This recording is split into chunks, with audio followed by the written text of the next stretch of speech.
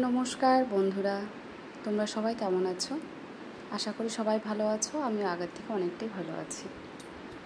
তো অনেক দিন পর আবার একটি নতুন ভিডিওতে তোমাদের সকলকে স্বাগত।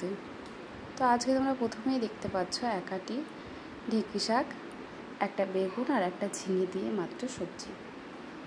তো প্রথমে এগুলোকে আমি ভালো করে ধুয়ে লম্বা লম্বা করে কেটে নিয়েছি।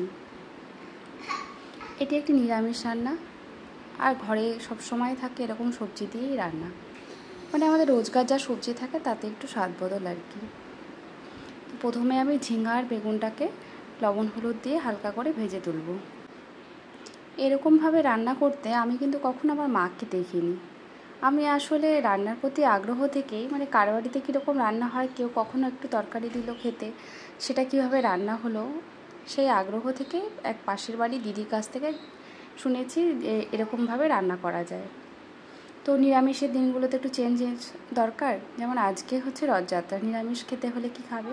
আচ্ছা, এর কথা বলার ফাঁকে আমি একটু পোস্ত আর সামান্য একটু সর্ষা বেটে নিলাম। হ্যাঁ, আচ্ছা, আমি আগে তো ঝিঙার বেগুনটা ভেজে তুলে নিয়েছিলাম। এবার কড়াইতে দিয়ে দিলাম হচ্ছে খানিকটা কালো জিরোর ফোড়ন দিয়ে আলু।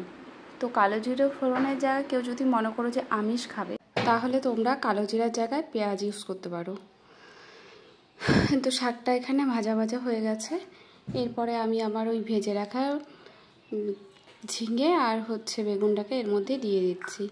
এর মধ্যে দিয়ে খানিকটা নেড়ে চেড়ে নিয়ে বেটে রাখা যে মশলাটা, সেই মশলাটা এর মধ্যে ঢেলে দেবো। ঢেলে দিয়ে কিছুক্ষণ ঢেকে রাখবো।